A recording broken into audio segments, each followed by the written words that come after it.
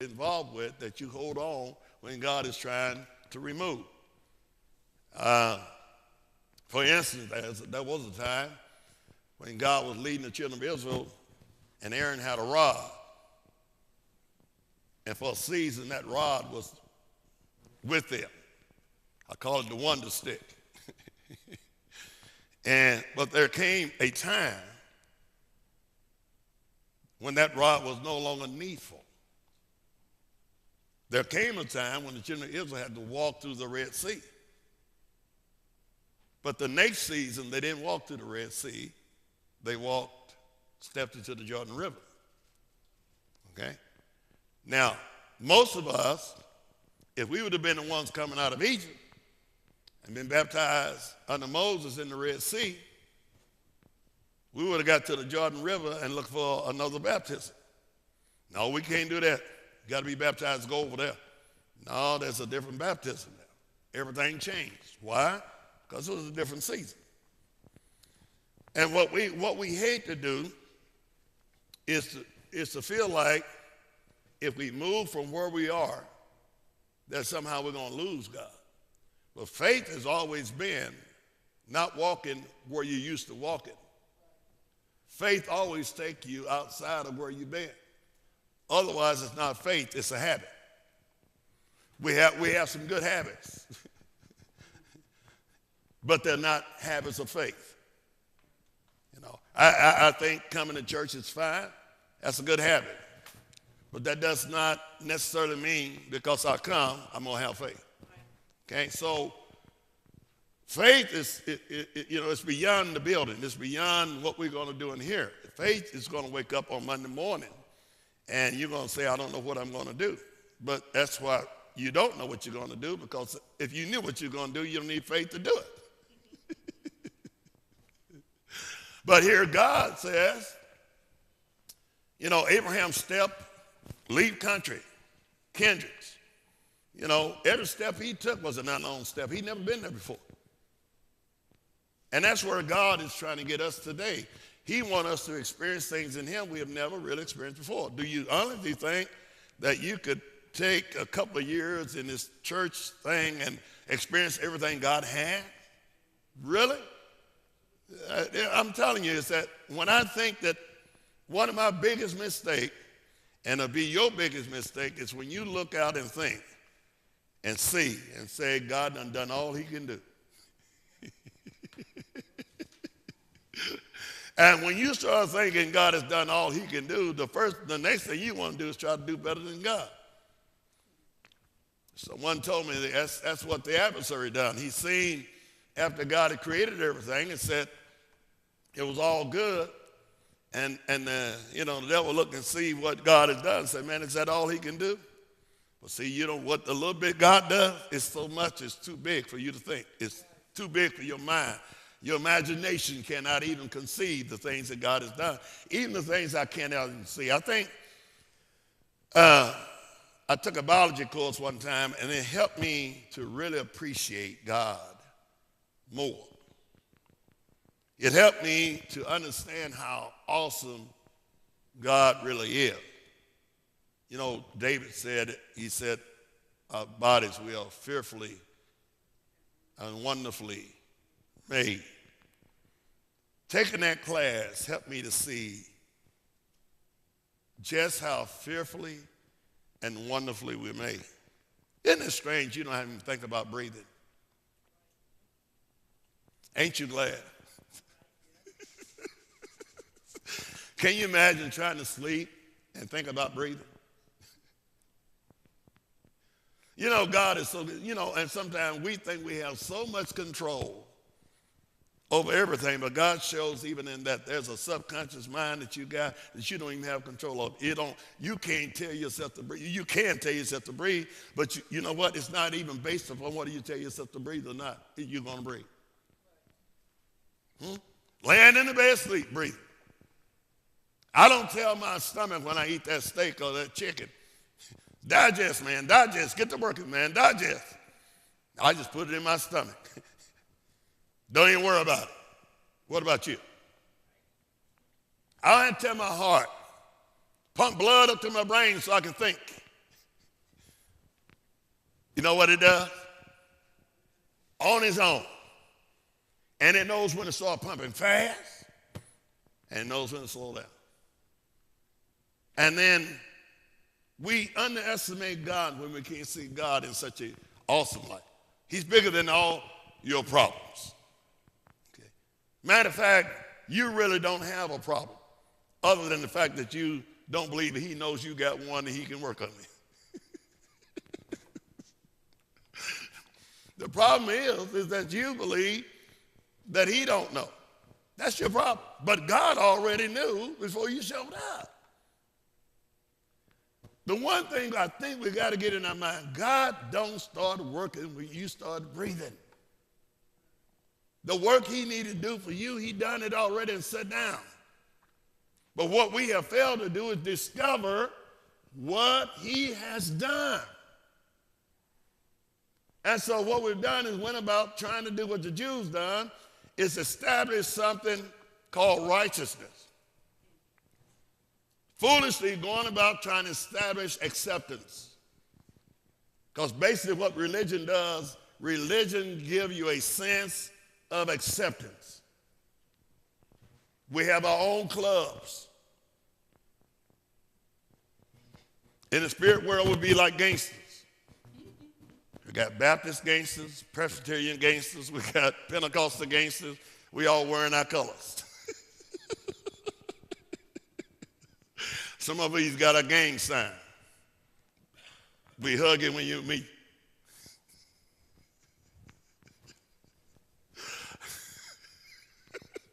Don't get me wrong. I ain't saying anything wrong with that. But God didn't come to create gangsters. He didn't come to create clubs. He didn't come to create sectarianism. But he said that he would, that we all be gathered into one. And he being the one, we all supposed to be gathered in. So it wasn't about my pedigree, it was about his pedigree. You cannot, one thing we fail to realize is that, again, we know this on a lower level. How many of you know you can't choose your family? I don't care how bad you hate your daddy, hate your mama. You can't choose them.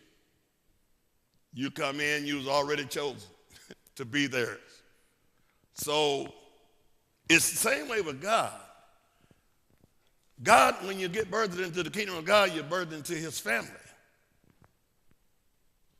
Now, how you operate in that family will determine a lot while you're in the family. I got people in my family, I ain't gonna lie to you. They're there. I don't hate them.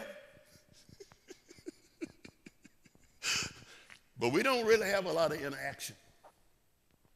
You know what I'm saying? But ain't nothing I can do about it. You know why? They're in the family. And I can't put them out the family just because I don't want them in the family. They're there because just like I was there.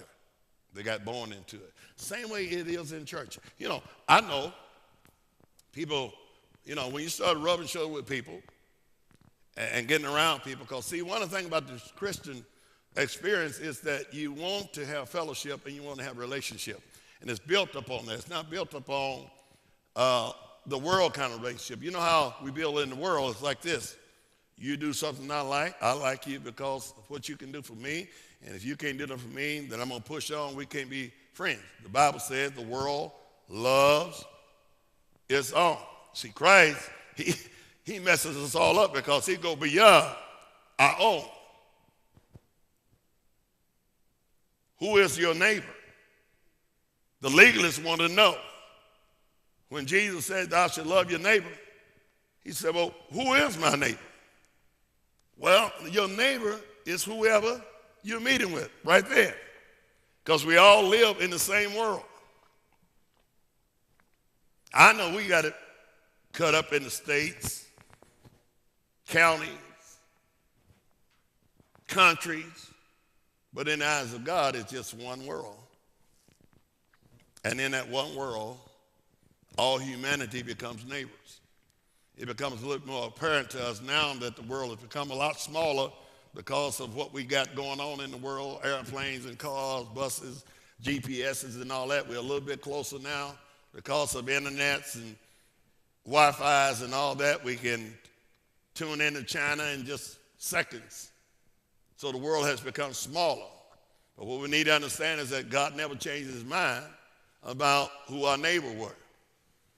And then, see, if we would come back, get the foundation of the teaching of God, and realize, love your neighbor, how? Man, we some haters there. We don't even love our own self.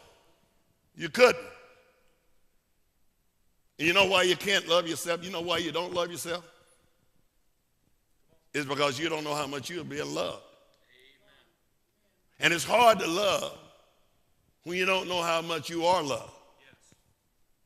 Now, so I can't really express to my neighbor loving him like I love myself when I'm not even sure about myself being loved. Amen. That's why you got to understand is that the first revelation we should have had of God was how much does he love us. He tried to tell us. He tried to tell us. He tried. And we read over it real slow and quick like, God so loved the world, he gave his only begotten son. I mean, we got it printed, 316, all over the place. It's all on banners. God so loved the world, and we still fighting against everybody. And then he says this, and no greater love. No greater love than this now. Wait a minute. And we're always questioning, I don't believe God loves me. Now, he done already told you, I can't even show you no greater love than this here. You know, I'm going to lay down my life for you. Now, I can't give you no more than that. Because if you'll let me lay down my life for you, then I'll put my life into you and let my life be lived out through you. Now, how is that love? That's almost like having to take the driver's test and your daddy says, stay home, I'm going to take it for you. Huh? That's almost like daddy saying, hey, son, you ain't got to go work today, I'm going for you. You just stay home. When I come back, I'm going to give you all the rewards of all your struggling. Amen. Do we see that? Everything you think you had to do, he done it for you already. He knew you couldn't die and come back no matter how good you lived. Because if you were dead before you were dead, you were still dead after you dead. Huh? And unless a person experienced life, I wouldn't care how many good works you do all your life. You are dead when you're doing it, and you're going to be dead after you do it. But I found one who did the work for me. And then he said, after he did it for me, he said, but I come that you might have life. And you know what? Nobody wants life. Can you imagine that? He come and tell you, I want to give you life, but nobody wants life. It's almost like it was when God first dealt with me. And life kind of like in a pickle jar. It was kind of messed up. Not that messed up, though. You know, it was, I consider it fixable. And as long as you think your life is fixable, you're still fixing on it.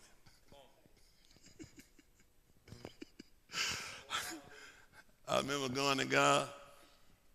He dealt with me the first time. And I went and I said, I knew it was him. I said, you know, God, I said, I'm going to serve you. I said, but, you know, I got to get some things together first, you know. And when no sooner I get those things kind of worked out a little bit, then, you know, we're going to hook up. He probably laughed at me. So I done some things. I rearranged a few things in my life. I cut some things down, put some things out. And I thought I was doing pretty good because I want to get good enough to be accepted. See, I wanted I've been hearing all that. I gave my life to God. But here's the problem. Whatever you gave him was dead. It's not whether I gave my life to God. The problem is, did he give me his life in the process? A lot of people gave their life, but they didn't get a life after they gave it. And so all they're doing is working, still trying to fix what they think is still broke. And if you fix that, it's still broke. Because unless you have faith in him and his blood, which gives you life, you still broke. Still broke. So, well, anyway, I don't know where I was. Y'all got me off my path already. I'm trying to get on this lesson here. That's when I said, we're just going to flow, teach as we go. We'll just try to make sure we're bringing us into something that we might need. And again, we've been on this resting in the finished work. And I can't, the more I try to get rid of it, I can't really get rid of it because God keeps bringing me back. Because again, even when you think you know what's finished, he still got to keep showing you what's finished. Just when I think I had something, he'll come back and show me that, boy, you still ain't see this other finish. Because there's a lot of the finished work that I didn't know existed over all these years in church and almost 40 years of preaching. I didn't see all the finished work of God because I really felt like I needed to do something. I always felt, and it's still today, one of the hardest things, again, for any Christian person today is to try and figure out what God has already done. Because it feels like if I'm not doing anything, then I'm missing God. And it feels like, I know I got to be doing something. Because we, in our minds, we really think, I need to prove to God that I love him. Do you know how you prove to God that you love him? Yeah.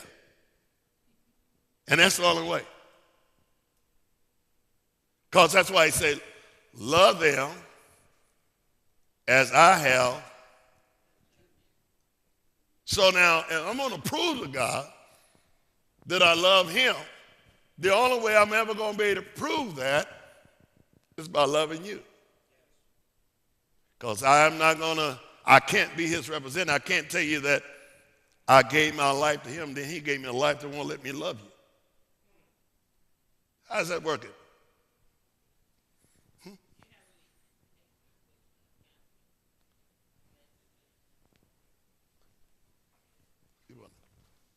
So we want to talk a good talk. God loves me. How do you know God loves you? Here's how you know that you have been loved by God. It's when you can love the brethren. The more he loves you, the more you can love. God is not asking you. You know what we think? I can't believe God wants me to love them. God will never ask you to do something that he has not already given you the wherewithal to do it with. Okay? He's not going to ask you to cook a fish sandwich if you don't have no fish. He's not going to do that. He's not going to ask you to forgive somebody that he ain't already given you the power of forgiveness in your life to forgive. You got to remember one thing. God ain't leaving it up to you to determine how much forgiveness people get.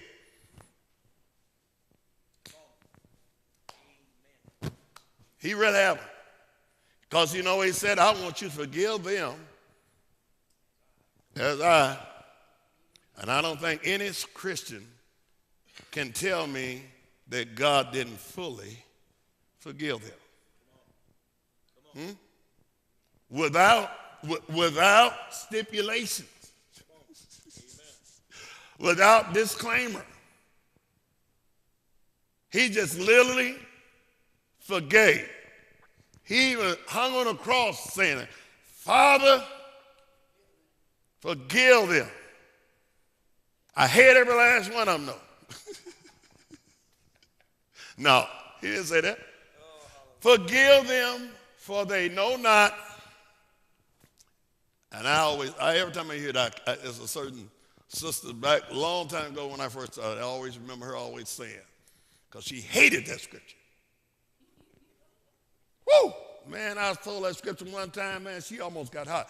Well, you mean to tell me God wants me to forgive them because they don't know what they're doing? I said, yep. Well, they did know. I said, no, they didn't. If they would have known, they wouldn't have done it. Hallelujah. Well, they knew they was mistreating me, did they? See, everybody mistreating people don't know they're mistreating people. Some people are mistreating because they got mistreated, and that's all they know is mistreat. Have you ever heard of the battered woman syndrome and all that kind of stuff? You ever heard? That's a lot of truth to that stuff. You know, your environment has shaped everything about you. Things you call normal may be only normal in your family. All right? So when you come to God, it's a total different thing. It's not nothing like you ever been in before. You will find the lamb laying down with the lion. Two opposing animals coming together where one should be eaten and the other one should be happy.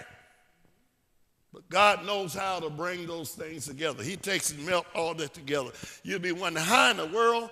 He's talking about the lamb laying down with the lion. How can a lamb possibly, in its ignorant self, will lay down with a lion? Same way Daniel did. Two opposing forces. And they did not act natural because God's law is above natural laws. And the things you think that happen in the natural, you ain't seen the spiritual thing yet. The things you think are going to destroy you in the flesh, if you could just get in the spirit, you realize that, man, you're above that. If you understood walking by faith is not walking in your flesh, it's not doing what you feel, it's not about what you see, it's not what you're tasting, it's not what you're even hearing. Not with these ears. It's not about that at all. Faith is really having a consistent revelation of God as he revealed to you. Now, don't get me wrong, some of them, when you say revelation, people get scared. Revelation? No, man. People start talking about that revelation, boys, start getting off the reservation. Let me tell you something. The reason why we don't have faith today is because we don't have a revelation of who God is. Huh? Our problem is that we don't have revelation, and so we're trying to create a God from our imagination. But if we had a revelation of who Jesus really is, our whole world could change because who he is and what he came to do. Did he do what he came to do? I believe he did. Because if Jesus didn't come to save us, ain't going to be no salvation. If his blood doesn't cleanse us from sin, there is no cleansing. Now, if he didn't get up, you can't get up. But if I believe that he died not just for me, but he died as me, that man died as I would have died because of my sin. And then he got buried like I would have been buried for my sin. But then he done another divine act. He done something real divine, supernatural. He took Kelly Wilson down into the grave and said, you know what? My stuff is so powerful, I'm not going to let you stay here. Thank you, Lord. And that's why the Bible says we have been risen to sit together with him in heavenly places. But if you're still walking around in a state of death, uncertain, a lot of people waiting to die to go to heaven because they ain't died yet. Go ahead and die. If you go ahead and lay down and die, guess what? You can be seated. You can't have a resurrection without a death. Oh, Brother Wilson, life is so hard. Go ahead. I know it is. Death is painful. Oh, but for the joy. Oh, how happy we get when they start preaching that Easter message. Oh, but on the third day, he got up. He rose again. We get all happy because we're still waiting on the third day. Can I tell you something today? If you're in Christ right now, you already in a third day. You need to realize that you've already been raised up to sit together with him in heavenly places. I'm not trying to wait till I leave the earth to get to where he is. Wherever he is, that's where I am.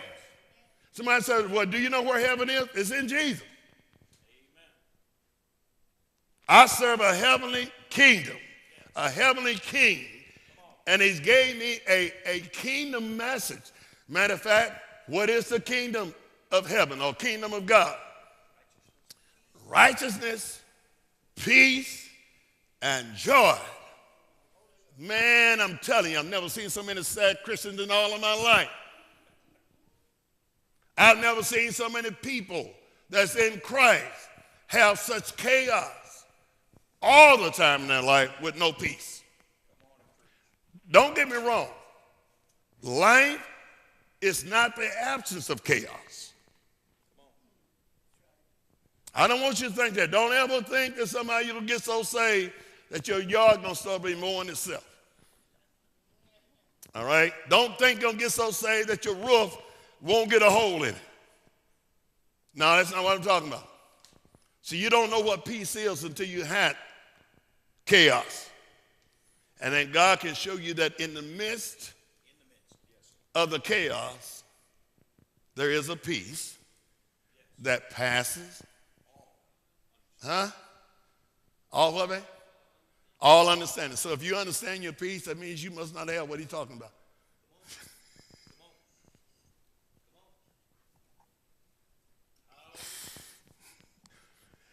Uh-oh. Man, I keep saying the wrong stuff. But think about it.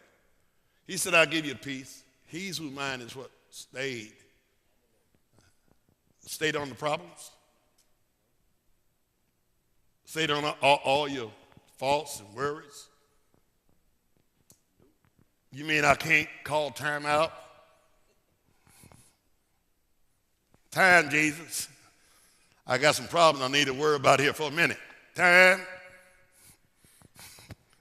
Now, peace is always going to be found, especially the kind that passes all understanding, is always going to be found in your greatest dilemmas. Because when you find that peace there, you ain't going to be able to understand. I can't understand why. I don't understand why I ain't shot myself in the head or something. I don't know why I ain't went crazy. I can't understand why am I so calm in the midst of everything happening around me. My peace I give, not as the world give. We've been trying to buy peace. Man, if I just got me these Air Jordan shoes, man, I'm gonna be at peace. No, you're not. Your feet gonna stink. Tennis shoes make your feet stink. Anyway, we're still talking about resting. Now, let me say this, because one of the hardest things I think I would say, I'm gonna keep saying it for a minute, because it's not easy. I don't want anyone to think that somehow you wake up one day and eat the right bowl of cereal that it happens for you. It doesn't happen like that. I don't want you to think that somehow, if you can just write it on your forehead that it'll be that. I can't tell you that. All I can tell you, though, I know that it's there for the having. I know that it's yours if you really want it. I know that. Now, how can you get that? Don't ask me that, because I'm not in your shoes. I don't know what God had to bring you through to get you to where he's trying to get you in your destiny, in your purpose. I have no idea. Your journey may be a lot different than mine. It may not, yours may have took you around the mountain 40 years. I don't know. I'm trying to take a shortcut. And even the shortcut is rough. So I don't, there ain't nothing easy about this. Faith, I don't, sometimes we talk about faith like it's something you go get at a candy store. But I wish it was that simple. But it's not quite that simple. Because constantly, faith is being tried. Over and over and over again. It's being tried. Just when I thought I had enough, that's tried. And then I got to go a little bit farther than I went the last time. And I remember one time praying, asking God, I said, God, is there any place in here where there's an R&R? What I didn't understand, I was in R&R.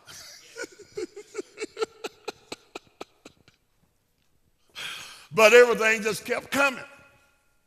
Kept coming. Every direction. Family, friends, foes, enemies, government, everything. Just coming from every direction. And I told the Lord, I said, Lord, I am so tired. You know what he told me then? I didn't even understand what he was saying.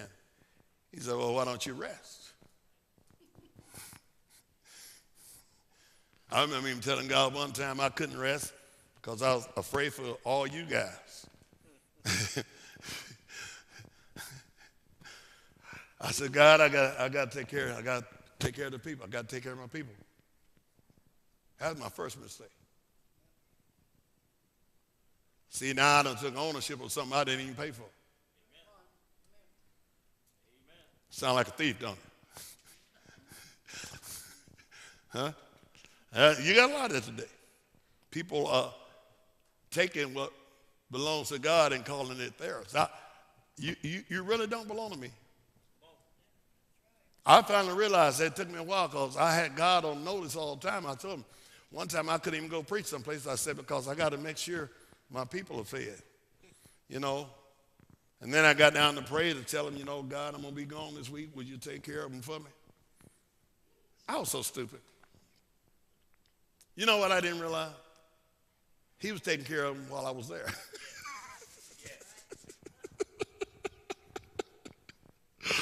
Yeah, he was taking care of them when I was there. It is somehow we get in that mindset that we got so much going on and really ain't nothing happening but Jesus and what he is doing. And if he ain't doing it, ain't nothing happening. The hardest thing is to believe because it's so much simpler for you and I to believe what we see. Right? You ain't got to tell me that you're not moved or fazed by what you see. Of course we are. Every last one of us. My faith can be strong, and then I see something. And then I got to go back and shake myself again and remember, it ain't what you're looking at. You can't look at it and call it because nothing is what it seems to be. Everything you think you're seeing is not what it seems to be. Even the Bible talks about the things in creation. Be careful how you look at it. It ain't what you think it is. So here I am wanting to believe, knowing that there's so many things I got to fight through to have this kind of faith. I got to fight through all of my emotions. My daughter called me the other day, texted me. And she's been having a whole lot of problems. And see, I will confess to you today, she threw a hard ball that almost made me strike out. It's one thing to have faith and then you get some bad news. And sometimes the bad news is more powerful than the good news you got, or at least it feels like that. She had told me about 3 months ago how she's having these headaches and she couldn't even go to work and hurting her so bad it was unbearable.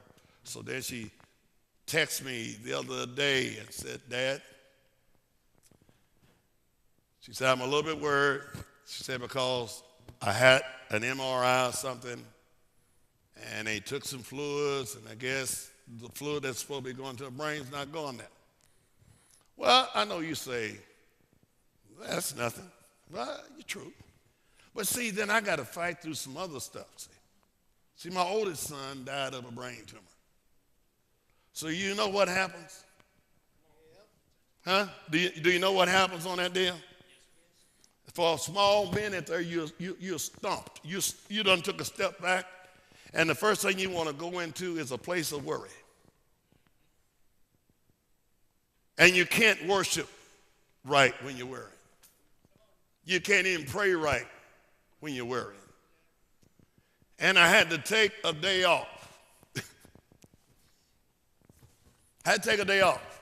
Didn't want to think about it. Until I get my mind squared back around again to realize one thing. God is bigger. God is greater. God loves me. I know he loves me.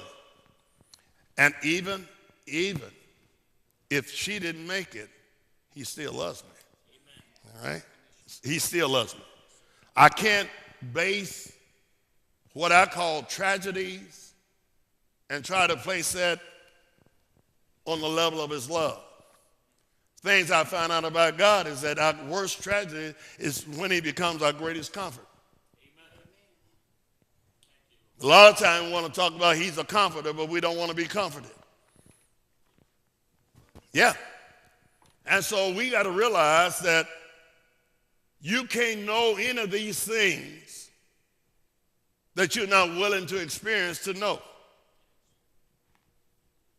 You're going to find out things about God. You can read in here. There's a whole lot of applications to God, a lot of things in this book about him. But you'll never know any of it's true if you never experience it. Amen. Thank you, Lord. There are a lot of things in there. The Lord is my shepherd. I shall not want. Ain't too many saints going to say that.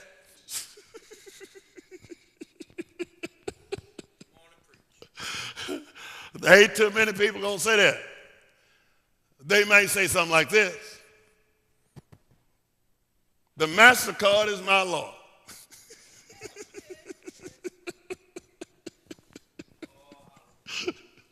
And I shall not want until the MasterCard is gone.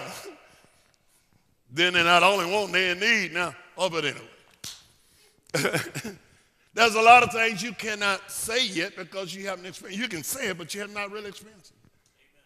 You know, he maketh me to lie down. When the last time God made you lay down?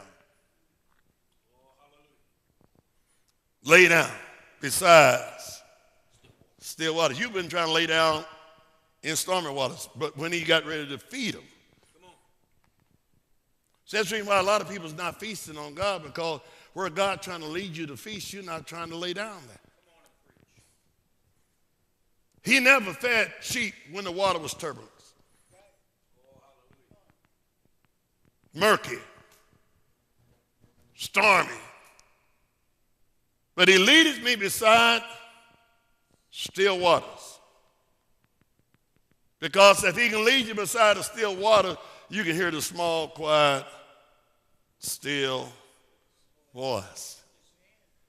And if you can't hear his voice, I know you don't know what's going on. Because when the storm was raging, he was sleeping. Wasn't he? Yeah. That means he wasn't feeding when he was sleeping there. Where is this stuff coming from? Lord have mercy.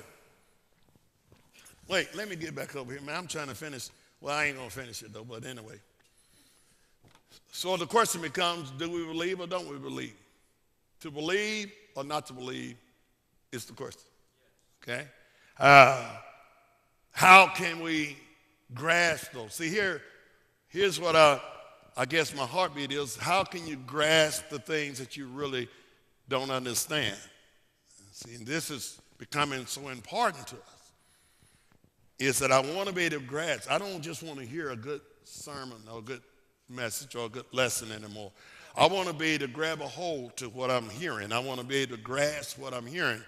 And matter of fact, when the Bible talked about that engrafted word, that's able to save your soul. The engrafted word is the word that became a part of you. A lot of our word, it doesn't become a part of us, like junk food. You know what I'm saying? It doesn't become a part. It's not nutritional. Matter of fact, most people don't like real food. We have an American culture right now, we can't stand real food. 99, we don't even want real food. We don't. I didn't say everybody, but most people do not want real food. We like to look on there and see where it says flavored, artificially flavored, artificial color.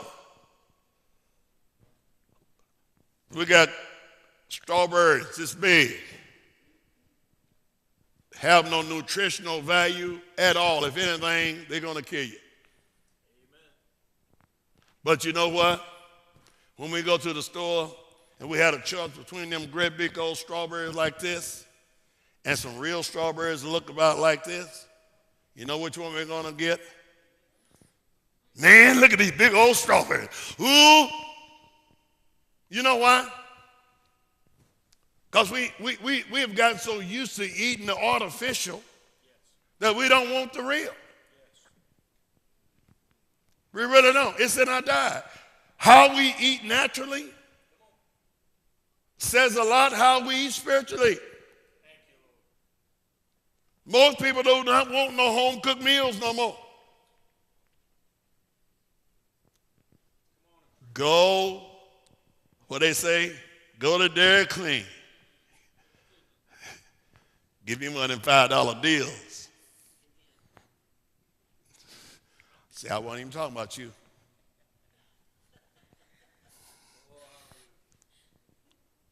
Don't you want something cooked with love? Mm-mm. Ain't got to be cooked with love. This is fan food.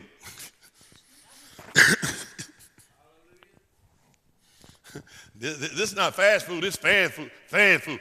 They just tell you all kind of lies, and you just be eating up on all of it. You know, and I'm sitting here looking at all this stuff. I'm sitting here.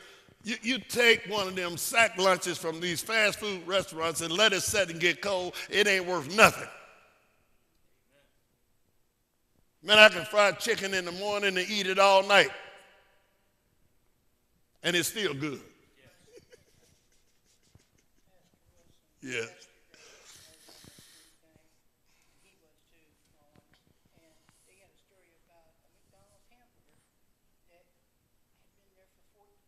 Yeah.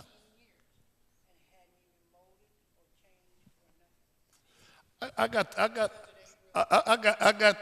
the DVD in there called Super Size Me. Yeah. After I seen that, I had to give up McDonald's. That's what's bad. When a tater won't go bad. When a potato won't even go bad. I don't know, but I know I'm not sure what they did to it, but I know it's doing a lot to us. Yeah, something is wrong. And it may not be doing, I don't know what they're doing to it, how they get it like that. But when you put something out, yeah, they had it out for a whole month. It didn't even mold. No, he said it next to a fresh one. They couldn't tell the difference. And then you sitting here, yeah, McDonald's is really good. Our kids are hooked on it. I think they're putting cocaine in it or something. You can't even pass by one without the kid hollering, McDonald's. That's almost like genetically programmed in every kid now. The moment they see it, they want to go to McDonald's. You can cook a good, high-priced pot roast with potatoes, cornbread. And they're sitting at the table saying, this. What do you want? I want a Happy Meal. Now, see, in the old covenant, the mothers would chew the food for their babies. See, my mama used to do that when I was a kid. Yeah, when they raised their babies, they would take and chew some of the food up and put it in your mouth. Sound nasty, don't it? But you know what? That's the way they did in the old covenant. The mama would chew the food for the baby. You know what they were doing? Putting the flavor in their mouth, giving them the right taste. It's just like the animals in the animal world. They have a ritual they go through the moment that baby is born. And mama, I don't know what they do, to rub noses and get some perfume off or whatever. But from then on, that cow knows his mama. Okay? And it's just like us today, is that what we're feeding on has caused us not to know who our daddy is. Preach. Was it not Jesus said, eat my flesh, drink my blood? Some people couldn't stand it then, they can't stand it now. He said, eat it, drink it, and they said, we can't do that. We ain't gonna even follow you no more. We're going to McDonald's. We don't want that. We want a happy meal, not a loving meal. Jesus help me. Anyway, we need to be able to grasp not just with our mind, but we have to be able to grasp this in the spirit, because really when God speaks to you, he's going to speak directly to your spirit. That's why he gave you the Spirit, because no man knows the thing of God save the Spirit. That's why he say, I have not seen, nor ear heard, nor have it entered into the hearts of men, thing that God has prepared for them that love him. But then he goes on and said, but it has been revealed unto us by his Spirit. So see, you're not going to be able to watch CNN to get what he's trying to show you, right? Because he's going to reveal it to you by his Spirit. And faith is in the Spirit. It's where faith works from.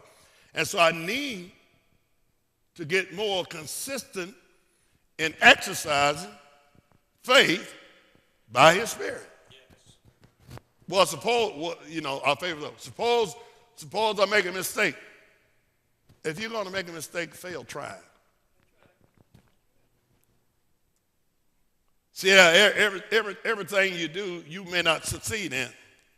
Because every life lesson is not about your success.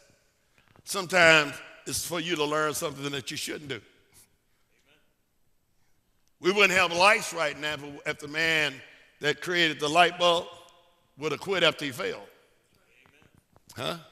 I understand. I don't know. I didn't count it, but somebody told me it was 999 times he tried. And at the 5,000th time he tried, it worked. How many of us would have been that consistent? Oh, I tried it. It didn't work. So I ain't going to try it no more. Well, that's good. But see here, one of the things about life I found, I have learned more out of failure than I did out of success. There's a whole lot of things I learned in my failures that I could have never learned in my success. Because I also learned some things I know today, can't do that. That ain't going to work. Been there, done that. And ain't nothing you can tell me about that today that would cause me to want to do that. See, that's the reason why I have such a real, I guess some people think I'm crazy, but I have a problem with pharmaceuticals. You know why I have a problem with them? Because one time I didn't respect them. Oh, they didn't call them pharmaceuticals, they just called it dope. And I got to looking at that little stuff, that little powder, and I kept seeing these people acting crazy. I said, man, their minds is weak. They can't be that strong. That little stuff caused them to act like that. And see, Brother Thornton, I was playing chess. I see chess is a mind game. And I was good with chess, so I'm thinking, All I need to do is play chess with this. Show it that I'll checkmate it. I ain't gonna lie to you. I lied to myself. I didn't checkmate it, but it sure checkmated me real quick. Next thing you know, here I am. I have no control whatsoever over my life. None. You say, Brother Wilson, you didn't have to. Yes, I did. You didn't tell me. You may be talking about you didn't have to. Yes, I did. When he checkmated me, I had to. I never forget the feeling, the emptiness, the dismal outlook on life that I had at that time. I never forget, it's like you don't want to, and even though you probably shouldn't. But there's a strength, a power in you that says, if you don't, I'm going to kill you. And you know what you're going to do? I don't care what nobody says. I lost all my morals. I lost all my scruples. I've done things there I would never do in any time in my life. But then was my Waterloo. I'm glad it was then and not now. I learned some things that I'm glad I learned then that I don't have to learn now. See what I'm saying? So failure is not fatal if lessons are learned. The only time failure becomes fatal is because you didn't learn nothing. And if you didn't learn nothing, guess what you're going to do? Don't worry. You won't graduate. You will be back. You can't get no GED in life. You got to get a diploma.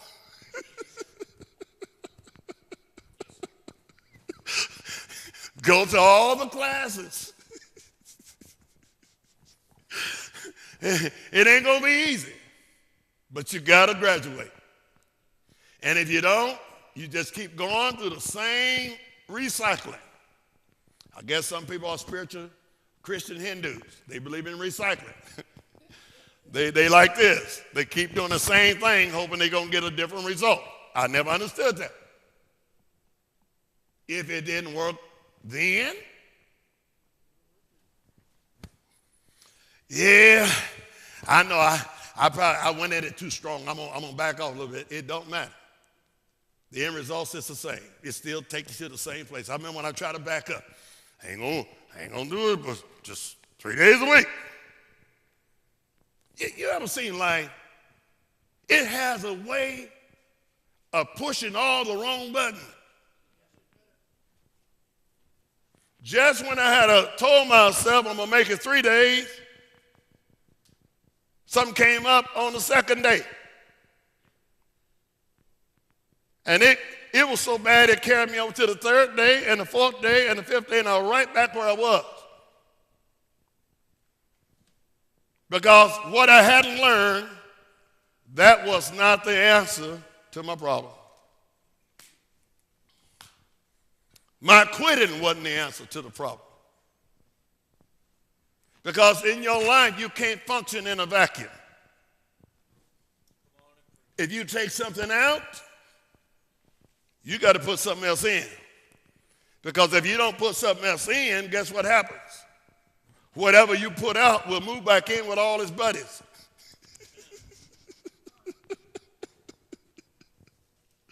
And then the last state is worse than the beginning. Praise God. I got to quit here in a few minutes. I'm not sure what time it is. But anyway, let me see where I want to stop here.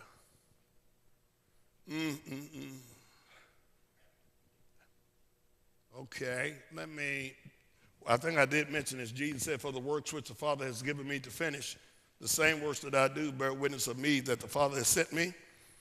In other words, God is not asking you to get an imagination. He's not asking me to dream up something, then label it as faith. Jesus made it very plain. Most of the time we don't understand why Jesus came. He came to show you how to be a son of God. He came to show you how to be intimate with the Father so that you can see what the Father is doing, so the Father can show you what he's doing, so the Father can tell you all things. See, he's not using mediators. And I love preaching. I love teaching. I love all that. But for your personal life, there's some things I'm not going to be able to preach or teach about. You'll never hear the old pulpit, but you know what? When you get the Spirit of God in your life, you know what happens? Things that I'm not going to even teach about, things I'm not going to even say, he's going to start putting it in your spirit. All of a sudden, you're going to start seeing things that I ain't even said nothing about. Because what we have in the Bible is a general overview. But God brings it down now to a personal interview. He wants to get with you personally and show you what he can do with you personally. Sometimes we look for people. We'll go. We've had I don't hear too much about them now, but we used to have church service, what we call deliverance service. And people go in to get delivered. And they say, they get delivered, and then they say, no, they got to go back again and get delivered again and get delivered again. Because most of the time when people got delivered like that, somebody told them they got delivered. When I came to God, I was just coming out of the drug scene. Now, I never heard anybody get up and preach about drugs or nothing. Not one time. First service I went to, I can't tell you what he preached. I just know Jesus was there. I'll tell you that. I never felt so good in all my life. I never had so much peace. But do you know, I did not take any more of that little powder stuff. From the first day I stepped into the church, not one time. Amen. Not one time. I didn't even have withdrawal symptoms. Thank you. And it blows my mind to this day because up until that point, to the day I went in that church, my feet never touched the ground for 5 years. And if they were touching the ground, I didn't know they were. They used to call me the space cadet. I was always taking a trip without bags. You know what I'm saying? But I walked one time into that church. I didn't have to get delivered again. And nobody even was preaching deliverance because one thing about it, when Jesus comes, you got to realize he brings it with him. Yeah. It's not going to be, he didn't say, the day y'all have y'all deliverance service that he's going to come deliver. I heard him say this, the day you hear my voice. Harden not your heart. You may go to a deliverance service somebody else called, but that may not be the voice of God telling you for your deliverance. So we're trying to make you get delivered before you've heard anything about deliverance. God is delivering in the delivering business. Guess what? He does it every day. He don't even wait for Sunday. He don't even wait for us to have a church service to do it. It's the moment, it's at the time that you can believe him. That's when God begins to do what he said he done. It's not about a special day. It's not about a special service. It's not about a convention. It's not about none of that. But we build them up. 60,000 people in a stadium, and we can't even get a flea healed of a headache. And all these people is saying we're praising God. If we got that much power, 60,000 people in a stadium, that whole state should have been saved. If one can chase 1,000, and 2, 10,000, see, then the next number is 10,000 times the 10,000, which would be 100,000, and we'll keep going. So why is it that we are telling the world how great Jesus is, and yet we get all together and nothing can happen? Come on and preach. You know why? Because there is a good news that's to be preached, and it's not about us, it's about him. And the more we start focusing on Jesus and stop looking at each other, the more we're going to see the manifestation of his finished work. The more we begin to realize it never was about you in the beginning. It was all about him. The first thing I read when I open this Bible, in the beginning, God. Simple. I didn't read in the beginning, Kelly and Jesus. No. In the beginning, God. It was all about him in the beginning. And it's going to be all about him in the end. Well, you try to make me feel less important. No, I'm trying to show you where you need to place your importance. The most important person, the most important thing in your life is Jesus. Okay, if you ain't got him, I'm sorry to tell you, you ain't got nothing. I don't care if you got all the money in the bank. I don't care if you own half of Decatur, half of Illinois. If you ain't got Jesus, you still ain't got nothing, because none of these things you got, you taken out. It was here when you got here, and when you leave, it's still going to be here. So now if I'm going to leave this world, I need to be thinking on something that I can take out of here with me that's going to help me when I leave. And last I read, God ain't taking applications. He ain't trying to let you fill out an application and see what you can take with you. What do you want to take with you? Oh, man, I says, I want to take my little dog. No, guess what? I got to tell you this, and I'm going to let you go. My bishop called. I was talking to him this morning. He said he was getting ready. Him and his buddy, he had a Baptist preacher, and it was his friend. And when he would leave out of town, he would tell his people, go over there and talk to Brother Broadway if you need any kind of counseling or anything before I get back. So sure enough, one of the guys came and said, Brother Broadway, my dog died. And he said, okay. He said, well, I was hoping that you could preach a funeral for him. So the guy, my friend, said, well, you know, I don't really handle that kind of stuff. He said, you probably need to wait till your pastor get back. He said, well, I was just going to pay him $500 to do this funeral. He said, you know what? I think you got a Pentecostal dog. I'm going to do that.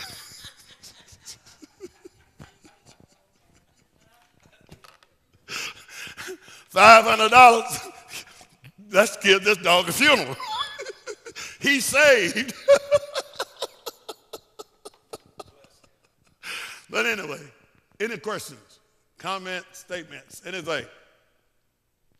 All right, I'll let you go. Bless you. Round two.